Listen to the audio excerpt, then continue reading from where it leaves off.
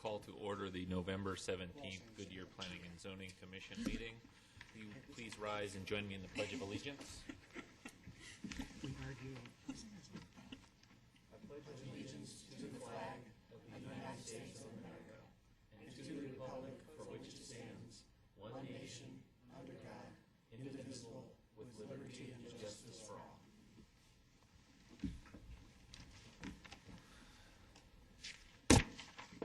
We note for the record that all commission members are here except for Commissioner Gilzer.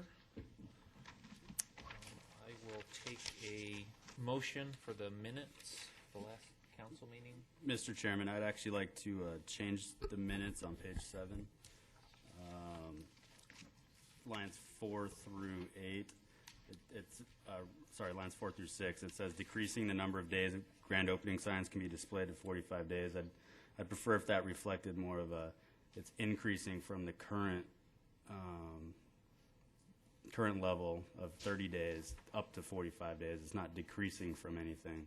And so I just prefer that, it be a more positive reflection of the commission's attitude towards business. Mr. Chairman, Commissioner Peters, we can certainly, elaborate on it, because the proposal that was in front of you was 60 days, and it was reduced to 45, which was still more than 30. So we could add that additional language if that would satisfy you, just to reflect the fact that it wasn't being reduced, but it was being reduced from the proposal. And I appreciate that. It says the same thing. I just don't want to have this commission to have it appears in the minutes that we're decreasing something, but we're actually increasing something, even though it's decreasing from the proposal. So we're saying the same thing. The more positive, I prefer it to be more positive than kind of negative. Well, we could expand upon it, is what I'm saying in the minutes, to make it clearer. I appreciate that. So with that change, I move to approve the minutes. Second. Right, I've got a second from Commissioner Slosser. All those in favor of the minutes as amended, please say aye. Aye. Aye. Aye. Opposed? All right. The minutes have been approved. Public comments. Is there anyone in the audience that wishes to speak on anything else, or anything that is not on the agenda tonight? Now would be the time. If not, I would also ask, if you are here and wish to speak, please fill out one of the cards and hand it to the secretary. We can make sure that you get in for the record. Do you have any disclosure of ex parte communications? No. No. Okay. All right, on to old business. Case number 10-350-00005, the Regional Wireless Coordination Radio Tower Special Use. I will open the public hearing, and we'll hear from Mr. Schmitz. Can I have Elmo first, please?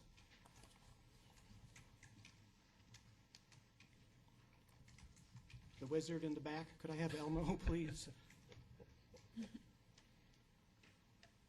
Well, maybe not. We'll forge ahead. Mr. Chairman, Commission members, this is a request for a special use for a wireless communication facility for a 120-foot tall radio tower with approximately 500 square foot equipment shelter located in a public facilities district on a portion of the Rainbow Valley Water Reclamation Facility, which I would show you a picture of. If I could have Elmo, please. I keep trying. Tonight's not your night. No, apparently not. There you go. There it is. A little shiny, but it's there. The water reclamation facility is located in this area, which is outlined in red. This is Rainbow Valley Road, and this is the Willis Road connection that comes across out of the Estrella development. Located to the southeast is a water treatment facility for potable water, and then to the east is a site for a future fire station. I'm not going to go into a lot of detail on the request because there's a presentation that the police department is representing the case, so I'm going to defer to them for making the presentation. But I will touch on the fact that basically it's a radio communication tower that is for public safety purposes. We did conduct a citizen review meeting on the matter and had a couple people from the Australia community attend at that meeting. You may recall that we scheduled a hearing for the meeting in October, at which time the proposal was for a 250-foot tall radio tower, but because of some concerns and some issues with the property itself, we elected at that point to request a continuation, and we did not formally make a presentation at that time. There were some representatives present from both Newland and the Cantamia project that spoke in opposition to a 250-foot tower. And so those were noted for the record. The site is located in a portion of the Estrella project, which is designated for light industrial and public facility uses, this purple area. The actual antenna site is probably located right about where my pen is pointing. Since the last meeting, the staff has had an opportunity to work with Newland with respect to some issues regarding the property and the deed. And the city and Newland have come to terms now where they will not object to a 120-foot tall communication tower, so the request has been revised accordingly. And with that introduction, what I'd like to do is go ahead and turn it over to Police Chief Mark Brown, who is going to initiate the presentation to you. Okay. Do we have any questions for staff before the chief comes up? All right. I'll be right over there. Good evening, Mr. Commissioner, members of the Commission. My name is Mark Brown. I'm the Chief of Police for the City of Goodyear. This project is one that we have for many years looked at moving forward with, and it is finally coming to that point where we're almost there. We can see some light at the end of the tunnel, and it is a very good thing. If I can just briefly talk about some of the history in our current situation with our radio system. Our radio system that we are operating off of today was put together in 1987, and it was to serve the city of Goodyear until we had a population of about 20,000 people.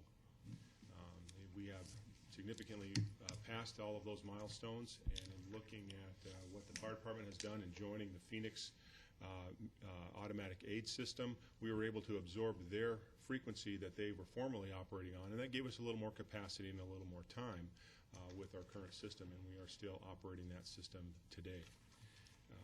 And then following the events of 9/11, the terrorist attacks, when we had some significant problems with firefighters and police officers and other first responders going into towers that lacked in-building coverage for the frequencies that we operate on, new standards nationwide were developed for public safety radio systems.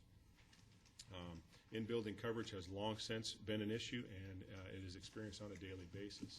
So, for example, on our current radio system, when our officers and our firefighters go into big box stores, the hospital, those types of structures, we have little to no radio coverage, and that puts our people in somewhat of a disadvantage. To kind of talk about it, and I'm going to use police chief terminology, so I hope it's not over anyone's head, because it's as simple as I can make it and understand it. It is the radio that's on the officer or the firefighter is limited in power because of the size of its battery. The mobile radio, or the radio that's in the car or the truck, has a much more powerful battery, and then has a better range, better clarity, better coverage. So some of these issues that we're dealing with, we deal with on a daily basis. And we have an opportunity to join the Regional Wireless Cooperative. It is a partnership with over 16 agencies across the valley. It is owned primarily by the city of Phoenix, and it is a true interoperable system, meaning that we can now talk to law enforcement officers and fire departments and other first responders and other agencies. Our current situation is we cannot. If we want to talk to Avondale PD or the Sheriff's Office or DPS, we have to go through our respective dispatch centers in order to do that. And there's a delay, and there's also a lot of things lost in translation as we go from one point to another. And, especially in things like pursuits, which are unfortunately not a very common occurrence, but they do occur on a pretty regular basis. They go through our city, and before we can react sometimes or even assist or even shut down streets so that our citizens aren't imperiled, that pursuit is long through our city. And, it does become problematic. We have had occasions where we need to call for a helicopter from the city of Phoenix for significant cases. And we are challenged with communicating directly with the ground units and the air unit on coordinating responses and those types of things. So we are hampered. This new system and an interoperable system will allow us to accomplish those things. So this Regional Wireless Cooperative is that opportunity. And what we need is we need the infrastructure to help us accomplish this. Where we're challenged with our geography is in the Estrella development. The things that make it very desirable to live there, the mountains and the sunsets and the sunrises and all of that, also create problems for radio signals. Radio signal works much like a laser beam point to point. They don't go around mountains or over mountains. So we have to make sure that we have height sufficient enough and in locations that will work so that we can reach this broader system. And I'll have our telecommunications manager, Chris Nadeau, kind of talk about just how those all link up. I'm at the extent of my technological expertise. But it is a challenge that we have, and what we're trying to do is looking at our system is one of them is the age, and in thinking about something in technology nowadays, something built in 1987 is really very archaic for us, and we are working with some very, very old technology in that regards. Parts are becoming hard to find, and we're trying to keep it together as best we can because it is a 24/7 use radio system. So the coverage issues is that obviously the geographic challenge that we have. Current systems have little known coverage in certain areas in Rainbow Valley area. Our officers, while they're in their vehicles, have pretty good coverage in large areas there. The problem with it is the majority of an officer's work is outside of his or her vehicle, and that's where the challenge does affect us. So the current systems are close to maximum capacity as well. So looking at something that's going to give us that increased power, we're going to have to make some decisions, and going with the Phoenix interoperable option really does make the most sense for us right now. It looks like we're at the point where I'm going to introduce our telecommunications manager, Chris Nadeau. Can I answer any questions for the commission right now? Does anyone have any questions for Chief Brown? Not yet. Thanks very much. Good evening. As the chief said, my name is Chris Nadeau. I'm the telecommunications manager for the police department and the overall project manager for this project. I'll try to keep the technical babble to a minimum. What we're going to talk about are the requirements for us to implement this system that the chief is talking about. Over the course of the last 2 years, we've been working with Motorola's engineers, some staff from the Regional Wireless Cooperative, which is housed down in Phoenix, and our own crews to determine exactly what we need as far as infrastructure, the antennas, the towers, all the equipment that makes these portable radios talk between each other, whether it's line of sight between the officers or across the valley. And the most cost-effective way of doing this was to use 3 existing towers that are already in existence in the West Valley. But we had a dead spot out in Rainbow Valley. So the only way we can provide coverage out there is to build a new tower. And that's what we're here tonight for that special use permit. Try not to get too technical. Basically, for this to work, all of these radio towers have to be able to talk back and forth to each other, as well as to the radios involved. So one of the requirements we had was that the tower we build out in Rainbow Valley, which is actually almost completely surrounded by mountains, has to be able to see at least one of the other towers involved in the system.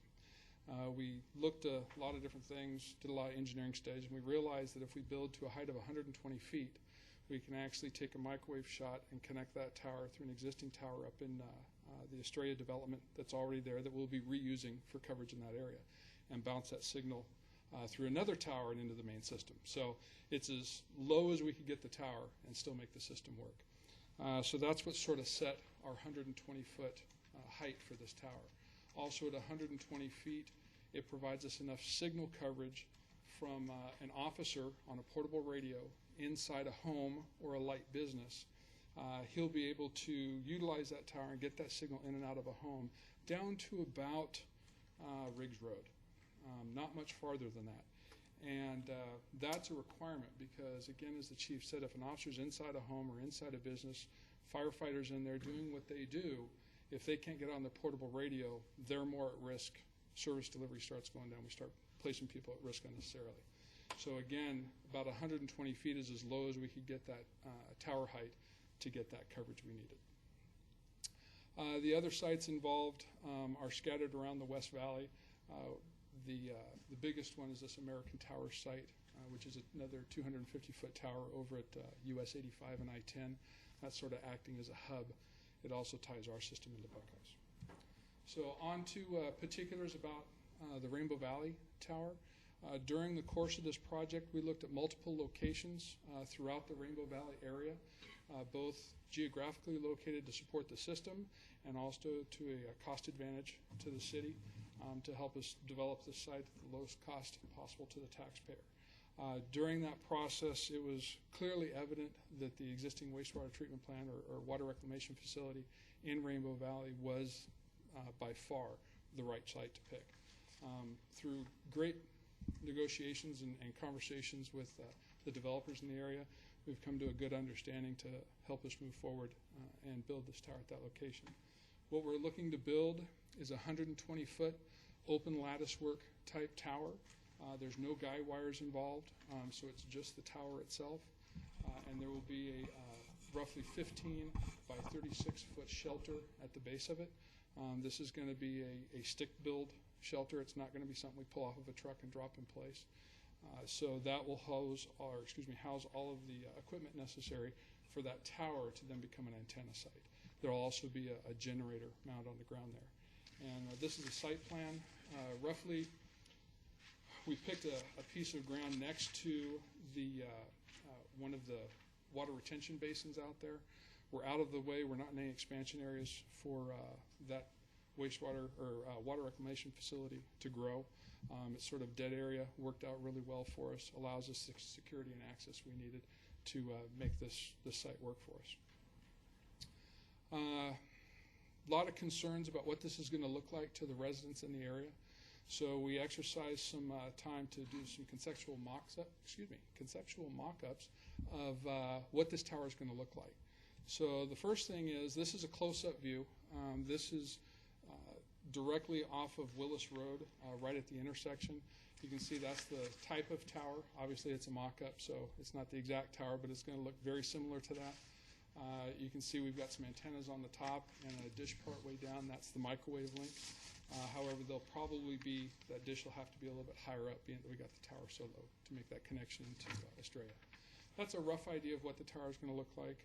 Because of FAA requirements, there will be a standing red light on top of it, but no strobe lights, no flashing beacons, nothing like that. So that's a good thing for us. Color of the tower hasn't been determined, but we know it's not going to be anything like the orange and white stripe safety things. We're going to shoot for a dark anodized metal because that's the lowest maintenance.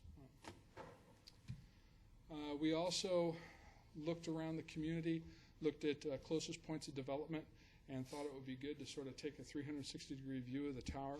So we started driving around, picking some points where the community might be in a position to see the tower. So we did mock-ups from those locations as well. The first one is the crest of Rainbow Valley Road, just as you come down into, the crest of Estrella Parkway, just as you come into Rainbow Valley. So coming out the backside of Estrella. And what we found is, at 1.5 miles, which is right where the crest of the road is, you can't see it. It's actually tucked down behind the terrain. The way the road's cut and the way the hills roll through there, you're not going to be able to see the tower. We also, through some encouragement from the community, thought, what's this going to look like from the golf club? So we went out and took some shots from the golf club and found out that, thank goodness they put that mountain right there, because it's going to hide the tower as well. So actually from that distance, even without the tower, if you could see it, it probably wouldn't distinguish itself among the rooftops. Next spot we looked at was Estrella Parkway and Willis Road. This is right where you could get onto that connector that takes you across to Rainbow Valley Road. And it's a 1.2 mile distance from where the tower is going to be. This is currently what it looks like out there. You can just see the buildings off in the distance. That is the water reclamation facility. And when we put the tower in, that's what it's going to look like. So there's not a huge impact to the sight line out there, which we were very happy to find. Next place is Province Parkway. This is over close to the Canamia development. It is the closest. I believe it's the closest we had, which is 3/4 of a mile away. And again, there is the existing location, and there is the tower in place. Next, off on Rainbow Valley Road, south of the water reclamation facility, is a waste transfer station that's, I believe, owned and operated by the county. Okay, yeah, by the county. Right across from there, we thought that would be another good spot to take a picture. Another 3/4 of a mile shot, and there is the existing site, or existing location, and there it is with the proposed tower. Finally, we came around to the end of Calistoga Drive, which is off on the very back side of the Estrella development, just under a mile away. This is what it currently looks like, and if you can make out, off on the left there, down by that waste transfer station, there's an existing small monopole tower in place for a cellular provider, I believe, 158 foot. That's already there. It's not structurally big enough for us to house our equipment on, so it wasn't in contention for us to use. And so that's the existing site, and again, there's our proposed tower. And that concludes my presentation. I'd be more than happy to answer any questions you have. I have questions. Does anybody else have questions? Yeah, you go ahead. Commissioner Miller. Here's my question. What does this initially it was going to be 200, it was suggested, proposed 250 feet. So what isn't it doing at 120, or why did we ask for 250 to begin with? Initially, we were looking at 250 as the prime example of what we wanted. And the reason we were looking for 250 is, if you remember back, I was talking about that base tower at US 85 and I-10 that's sort of the hub. In order to shoot directly from our tower to that tower, we had to peek up over some mountains that are in the way. In order to do that, we had to push our tower up to 250 feet. So that was the prime, top-of-the-line thing that we could do. However, it raised a lot of concern with the community and developers.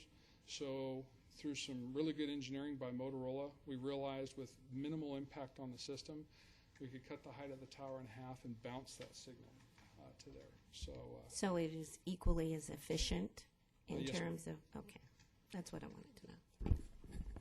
Commissioner Schlosser? So the 120 foot does work The fine. I know you 120 said- does work, and it provides us the coverage we need in Rainbow Valley. Yes, sir. And then you mentioned it goes as far south as Riggs Road in the future, because there's residences south of Riggs Road. Do you have future plans for towers as- down there, or how does that work? Yes, sir. As developments move farther south of Riggs Road, there will have to be more towers, or at least another single tower put in place. Once we get the system up and going and actually get some true hands-on evaluation of what the coverage looks like, we're going to move right into trying to plan and zone for that future tower. We're hoping, depending on the situation, to put one tower in between Riggs Road and the Mobile area and sort of link all of that off of one bigger tower down there. But again, that's still for engineers to decide probably within the next 3 years. Okay, all right, thank you. Yes, sir. I very much appreciate your being responsive to the developers. But I guess my point is similar to Leslie's. You know, is 100, if, I guess, bottom line is if public safety would dictate something a little bit higher than that, I don't have a problem with something a little higher than that. So I certainly don't have a problem with 120 feet. I appreciate that, sir. And we looked at that and looked at, is the 250-foot tower a big enough bonus to us to really push the issue? And what we realized is the gain from 120 to 250, other than that direct microwave shot, was not incrementally the same as the increase in height. So being that we knew we were going to have to put another tower in place to make the connection down to Mobile, we decided that for now this is a very good solution for us in Estrella. It covers all the areas we're at now. And that open area will probably look to build a taller tower in between the two, probably in some of that state shared land out there. So we are definitely not cutting corners, especially in my position to cut from the 250 to the 120. Right, thank you. Thank you. I have two people who have signed up to speak on this case. The first is Joe Gibson.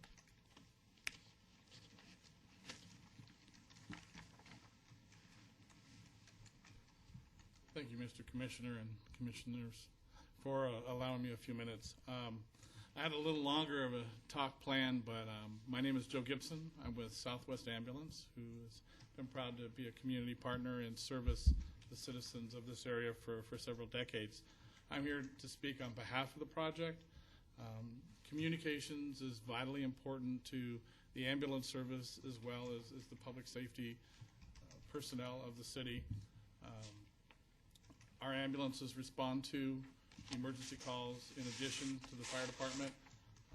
The communication systems that exist for the fire department and other public safety entities are equally important to us, and our ability to communicate with the ambulances and give them relevant safety information, updated patient information, and so forth is vital. So I'll be short and sweet. I'm here to support exactly what they said. What they already presented is very relevant to us in our operation, so we ask for your consideration and favor.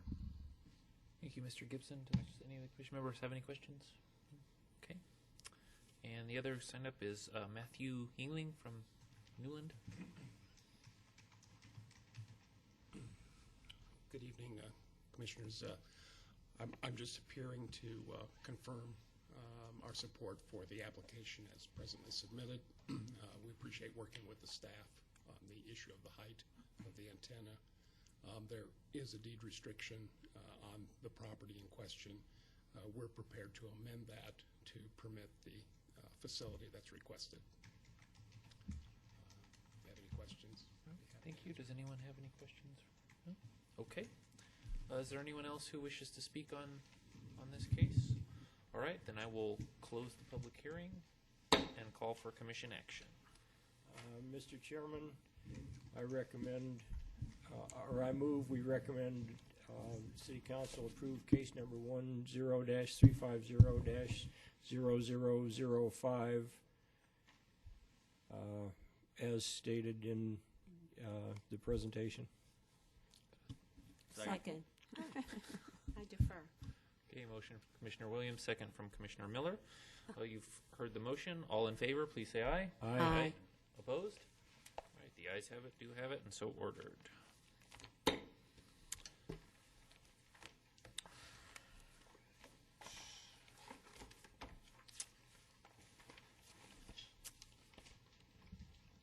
Okay, the next case is case 10-200-0005, the Estrella Commons preliminary PAD amendment. And I will open the public hearing. Thank you, Chairman Locks and members of the Commission. Estrella Commons is located on the east side of Estrella Parkway between Van Buren Street and Interstate 10.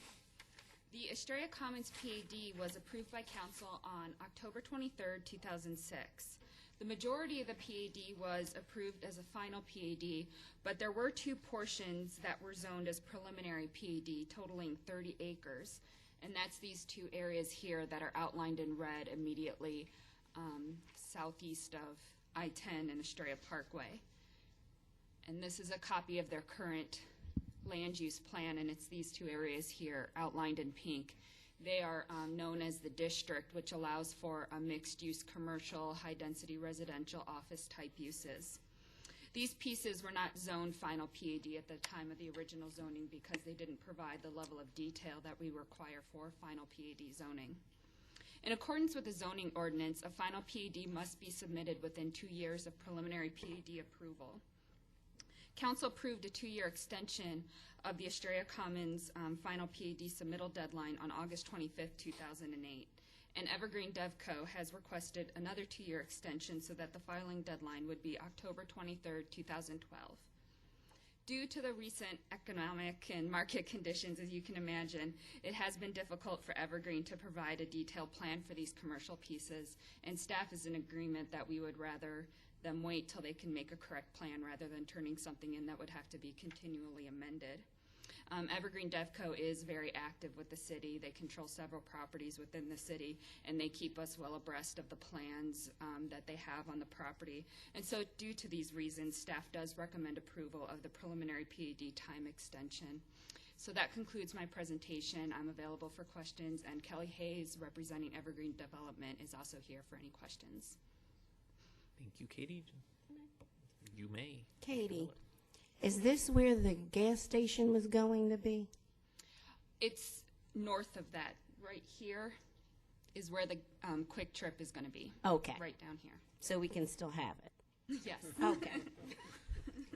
That's all I had to question. All right. Any other questions for Katie? All right. Thanks.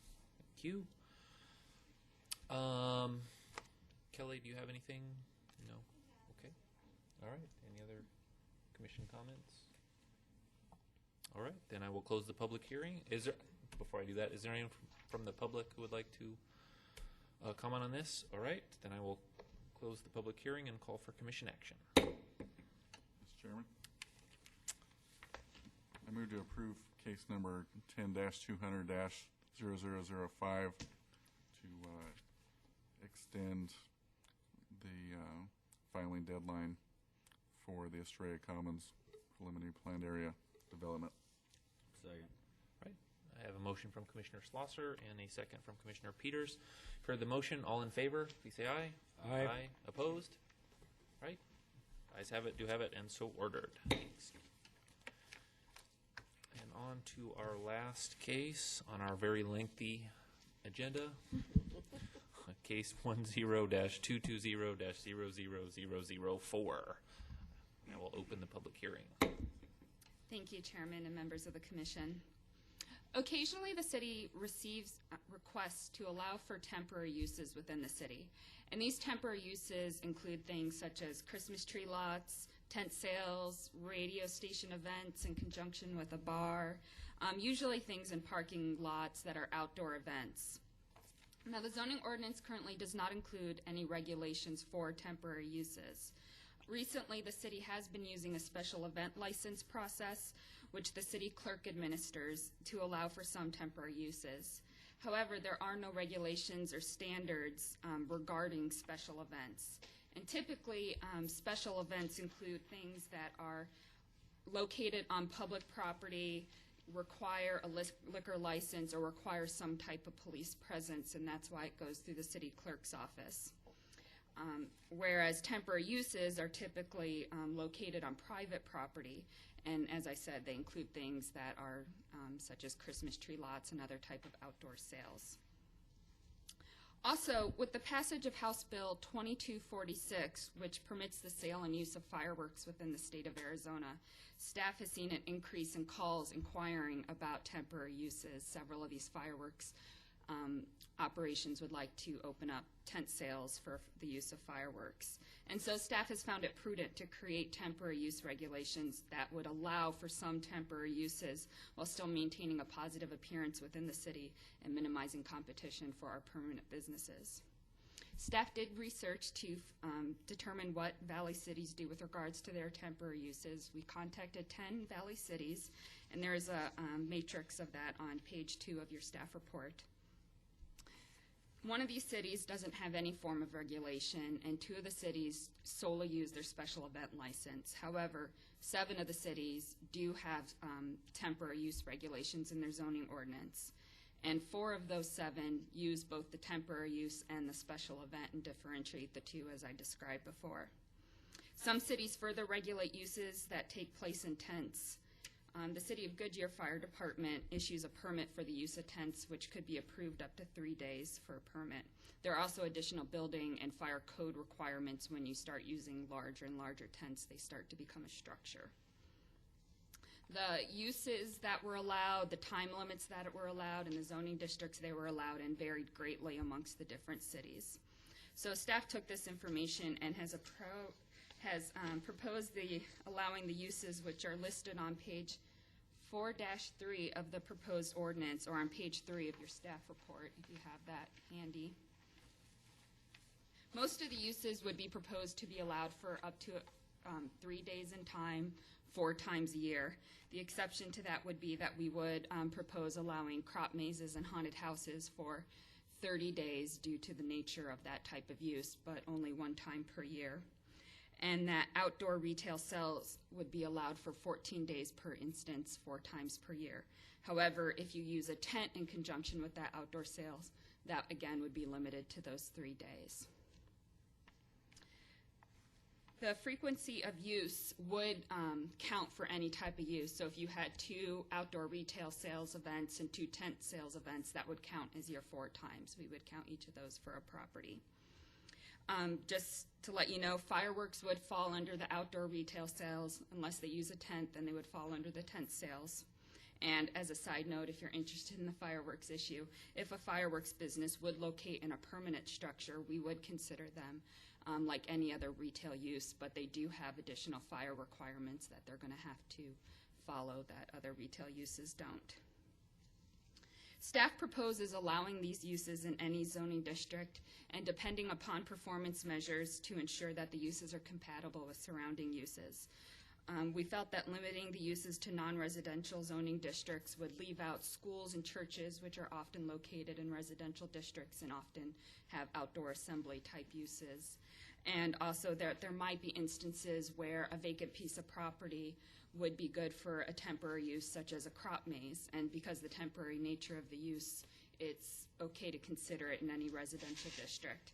Some of the performance measures we've created would include requiring at minimum a 50-foot separation from the use from any residential district, and that may be needed to be increased if they use any type of music or anything else that could be obnoxious to a residential neighbor. We'd also require that the use be located on a dust-controlled lot and that they also must provide parking, and that parking has to be on a paved surface. So it could be possible for a Christmas tree lot to locate on a vacant pad site in a commercial center, but the parking for that would have to be on a paved surface in the commercial center. The use would also have to be free of any code complaints. If a use located at a particular site and we got a lot of complaints from neighbors, we wouldn't allow them to do that again. Finally, they would also have to have the property owner's permission to locate at the site. One exception has been made within the ordinance to allow for some temporary uses that are less than 3 days, are totally located under an arcade, and don't block pedestrian access and are not visible from the street. And the reason we created this was to allow those temporary uses such as Girl Scout cookie sales that often happen in front of a grocery store. Sometimes you see the VFW will be selling little flowers for a donation. And those types of uses we found haven't been intrusive, don't provide competition, usually don't have a negative appearance, so we didn't want to negatively affect those uses from continuing on as they have been. This concludes my presentation, so I'd be happy to take any questions you have on the... Mr. Chairman, just a question that popped up in my mind. When I think back of, all the previous Christmases, Christmas tree lots tend to be up, right around Thanksgiving, right before. And so this would actually restrict them to the 2 weeks prior to Christmas or whenever they choose to do it. So those of us that buy our trees early or those of us that buy our trees late would be in kind of a conflict. Yes, the way the ordinance is written now, it would restrict Christmas tree lots to that 14 days. We haven't gotten a lot of requests for temporary uses, so we didn't have a lot to go on of what people want to do. We thought 14 days would allow 2 weekends and then the time in between, so we thought that was reasonable, but that would restrict Christmas So you tree could break lots. up your 14 days, or is it 14 consecutive days? You know, can you do 5 days, you know, and then break for a couple days and then do? Well, we know, created remaining the 9. regulation that there has to be a 30-day interval between that's uses. right, So that's even right. if you just use 1 day, it would have to be 30 days to the next That's right. use. That's the way it's written currently. And then on the same lines of the Christmas tree sales, I mean, those are pretty dominant in the parking lots. You know, why, I guess it's kind of opposite thinking, but, you know, you have 3 days for tent sales and then you have 14 days for Christmas tree sales when they're both, you know, I see the tent sales being reduced because they are, you know, such an, they obstruct a lot of things, but kind of falls in the same line as the retail sales. So, you know, why the differences in time periods between the two different, you know, special events, even though they really kind of take away the same amount of parking and the same amount of space and whatnot. Thank you. Yeah, the staff was proposing it as such because of just what you said. We were thinking that a tent would be a little more visibly obtrusive, you know, possibly creating a negative appearance compared to other type of outdoor sales such as a Christmas lot, which might be able to find a better place to locate. And also because of typically they're asking for larger tents and there are more fire and building code requirements, and it is a little hard, you know, it's a more permanent of a setup when you have a tent than when you just have sales outdoors, but that's what we were proposing. And then, Mr. Chairman, my last question is, this is so close to, you know, the new law coming into effect, as well as, you know, the Christmas tree season. Will City Council be acting on this prior to this season, or will it kind of be a 2011 thing to be aware of? Thank you. We are planning on taking this to the December 6th council meeting, and if they approve it, it would be effective 30 days after that. Okay. So we would be kind of missing this season. Okay, thank you. I have a couple of comments. If the rationale for 30 days on the crop maze and 30 days on the haunted house is because they're seasonal activities, it seems to me that the comment about Christmas tree sales would logically follow that same time period. The other comment I would have is one of the considerations here should be the time and effort and expense it takes somebody to set these things up. For example, if you set up a carnival or a circus, but you can only have it up for 3 days, I think you've effectively precluded that activity from the city. The same on the tent sale, the cost of potentially of leasing or renting a tent and erecting it might preclude anybody from wanting to do that. If they could only have it up for 3 days, they might not make the return on their investment that they would need to make. So it seems like maybe those time limits ought to be thought through just a little bit more. Thank you. To respond slightly, there are several cities who do call out Christmas tree sales and do allow those a different time period than other sales. You guys can jump in if I'm incorrect, but there was some concern that with the passing of this House Bill 2246 with regards to fireworks, that if we allow the sale of one item for a certain period of days, then we have to allow the sale of fireworks for that same period. And so That's correct. And in the case of the haunted house or the crop maze, it's only one time a year, 30 days, as opposed to multiple times per Christmas year. trees are only once a year too, I hope. you're absolutely right, but the difference is that a haunted house is an event. It's a assembly use, whereas Christmas tree sales is retail sales. And so then if you pull out Christmas tree sales, retail sales, but you don't allow other types of retail sales the same amount of time, it's possible that the fireworks industry, because there was a specific House bill to allow their sale, might claim that we're being unfair to the fireworks industry.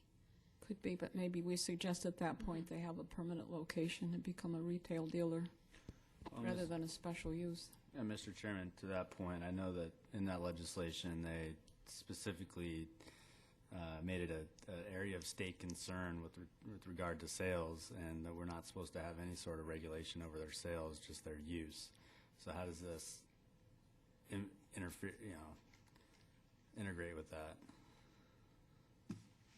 Mr. Chairman and Commissioner Peters, our reading of the legislation is that we're not precluded from regulating sales, we're precluded from prohibiting sales.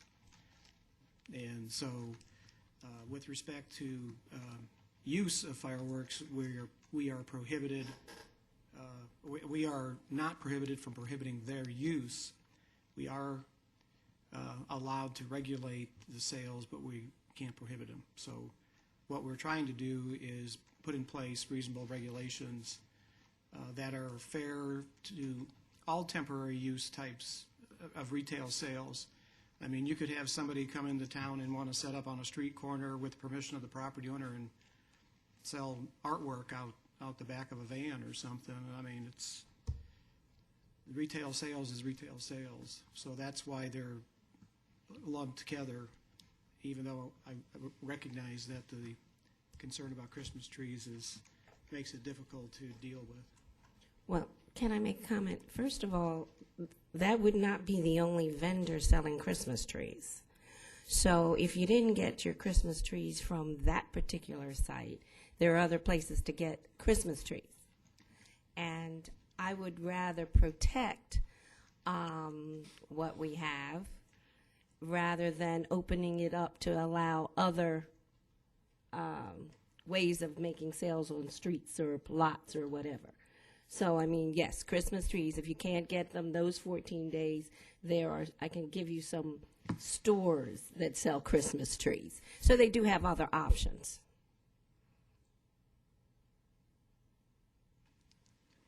I had a couple of questions regarding the sport tournament piece. I presume that you're thinking for the time limit of 3 days is that typically it would be over 3-day weekends? Yes. I know from experience that that they have Thanksgiving tournaments, which is presumably a 4-day weekend, and so some may extend the extra day. So, I might offer that maybe that should be expanded to a 4-day time limit versus 3, just in the event that that happens, or if it rains and they have to hold the final on a day, I would hate us to kick them out because of our 3-day limit.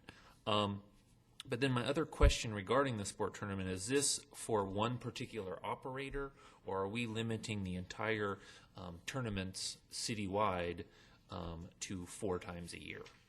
Thank you, Commissioner Locks. One important distinguish is that these are for events that aren't normally allowed on the site. So a park is meant to have sport tournaments. If a sport tournament is indoors at a school, I mean, those are allowed uses. They don't need to come to the city for further permits because, parks and baseball fields have been built for the express purpose of having events such as sport tournaments. The use is more, and we were kind of going off other cities, brainstorming what could people possibly ask us about. So I see it unlikely we get a lot of sport tournament requests, but we just wanted to put that in there in case, say, a church decided to set up 3 basketball courts in their parking lot and have a little tournament. That's what I foresee we might see happen, is a parking lot turned into a venue. So that's what we were trying to allow for, but I foresee that it's going to happen usually in those places that were built to hold those. Okay. All right. Thank you. Mr. Chairman, since Christmas trees seem to be the hot topic this evening, and I don't normally pay attention to this stuff, but do you know how long these Christmas tree lots are usually set up? Seems to me like it's longer than the 14 days. We just got one of our first requests the other day. How long do you know how long they requested? I didn't hear how long. I'm sorry, Commissioner Schlossler, but we haven't gotten a lot of requests for these yet. Goodyear hasn't gotten a ton of temporary use requests in the past, so we're just not familiar with how long they hope to be open. To be honest, I would assume they probably want to be open day after Thanksgiving to Christmas time. Are you kidding? But Did someone mention that the way to alleviate your concern about limiting the other retail uses is to split out the Christmas tree where you could give them a little more time? Thank Is that you, a solution to that? Chairman. We can several cities do that. They do split it out, and we can certainly look at that more. You can certainly recommend that. It could possibly open us up to the fireworks industry, saying that is unfair treatment. That's how we read that House bill. That's how we're interpreting it. So it's just our guess that could happen. But we could certainly look into doing that and calling out Christmas tree lots as other cities do, and just see what happens and enforce it in that way. Well, I would presume that fireworks are going to be sold more than one time per year.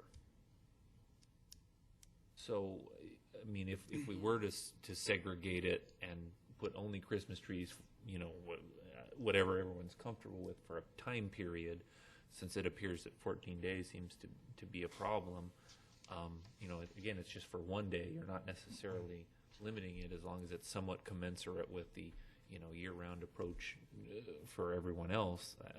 I understand, but Mr. Chairman, unfortunately, we look at Christmas tree sales as being something different from other retail type sales. Upon advice of our attorney, we've been told that we need to consider them all the same. That's why it's drafted the way it is. We certainly recognize the concern, and I guess what we would ask is that you consider moving the ordinance along, but with duly noting that concern, and we can do more research on it before it gets before the City Council. See, Mr. Chairman, I support that. I hate to affect all these other businesses that we're not as concerned about without even knowing, how the fireworks industry is going to interact with the city. And, maybe they're just open for 3 days anyway because it's smart business around New Year's and 4th of July. And we're affecting the Christmas tree sales, something that's already happened in the city several, over the last however many years, and without too many complaints that I'm aware of. But, you guys would know more about complaints about that than I would. Commissioner Schlosser? What fireworks were legalized? Sparklers? It wasn't major fireworks, right? No. I guess my it's point being the ones that don't. we're not going to see a Walmart full of sparklers. So I don't know that that's going to be as big as issue. In regards to the Girl Scouts, we should hold them to as high a standard as everybody else. No, I'm just kidding. Mr. Chairman, with respect to the fireworks, Commissioner Schlosser is right. It's they're called consumer fireworks, and they're sparklers and less. But we've already had inquiries about locations for fireworks sales. So I mean, it's not a unnecessary concern, I think. But No, I'm not disagreeing with you about the concern. I just don't know that they're going to want to open up for 30 days just because Christmas trees are. I think that they're going to want to, their busy time is going to be around, those two specific holidays. Now, I'm not an expert, and obviously, we want to be comprehensive when we're thinking about this. I appreciate, the thought that's put into it. I'm not trying to be dismissive of that. no, I appreciate that, and I guess I would add, too, that at least up to this point, it appears that the City of Phoenix is trying to not allow outdoor sales of fireworks and treating them separately than other retail sales. Now, I don't know if they're going to be successful in doing that. We actually structured it so that fireworks sales would be allowed 4 times a year, 14 days at a time. Typically, they have high periods, just as you indicated, 4th of July, New Year's, Cinco de Mayo is what I've been told. So, the likelihood of them setting up and being there all year long is unlikely, but by the same token, without regulations, we're in a position where either we don't allow them at all, or we'd have to allow them all year long. So that's why we're bringing the regulations. We're not trying to kill a fly with a sledgehammer or cause unnecessary pain to other users or retailers. So I think your comments are duly noted. We've had similar discussions, tried to come up with what we thought would be the best, but we could certainly reconsider it before it goes to council. I would just like to say that there are other occasions for fireworks, and that is when our sports teams win their divisions, then when they win the series. So we have to be prepared, and they would be using them then. So then we can have a delay for, 5 or 6 years. Those are the possibilities.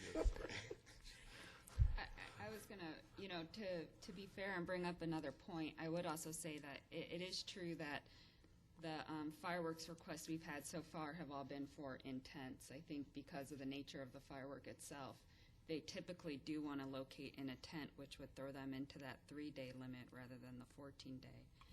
So it is possible that it might take care of itself, but Or it might be worse. we can talk to them. We can look more at our requests that we received. Mr. Chairman, one more quick question. Something that just occurred to me. What if the Girl Scouts got into the fireworks business? What category would that fall under? No, I've had a very long day. I'm getting sort of giddy. I apologize. Mr. Chairman, I just have one comment. I tend to agree with what seems to be the commission consensus on Christmas trees. I think if we limit Christmas tree sales to 15 days, I think we're going to drive Christmas tree lots to Avondale, and the city's going to miss out on any revenue, sales tax revenue, or other revenue associated with that. I agree. All right, well, it sounds as if, our comments, on the issue are noted. Unless you guys have a burning desire to amend the proposed ordinance, pardon the pun, obviously council will receive, our comments, and if it's the will of the commission, we can pass it as is with our comments as noted and move along, or, at this point, we can go with, your guys' wishes and what you'd prefer to do. I don't know if we want to think about it while I kick it to see if there's anyone from the public who wishes to comment on this case. If not, I will go ahead and close the public hearing and take any last comments and then a motion. Mr. Chairman, I make a motion. We approve case 10-220-00004, zoning ordinance text amendment with concerns stated. All right, I've got a motion from Commissioner Miller. Second. And a second from Commissioner Peters. All those in favor, please say aye. Aye. Opposed? The ayes have it, do have it, and so ordered. All right. Staff communications.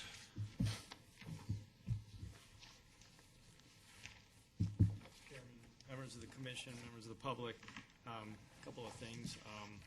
At Monday night's council meeting, the council took action on the text amendments regarding temporary signage. If you recall, you had a public hearing about that, and recommended the ordinance as presented by staff, with one recommended by commission, except with one minor change, is to allow for the possibility of temporary use of the kiosk sign for private businesses. So that was the only change to the commission's recommendation.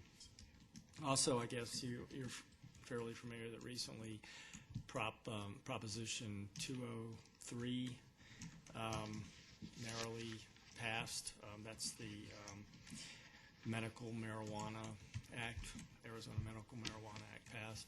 So we are busily surveying other communities, and we will be proposing some zoning regulations to address the location of dispensaries within the city. We'll have that for your December meeting, and then hopefully council action in January. We're looking at, there seems to be wide variance in how cities are handling this, but we're looking at having specific criteria and it'd be administrative approval of these dispensaries rather than having a use permit provision like some cities are doing. I believe Gilbert's one of them that's doing it that way. So that is, those are some two items that are needed a brief you on. That's all I have, unless you have some questions on it. Any questions for staff, last minute things? All right, with that being all, commission's adjourned.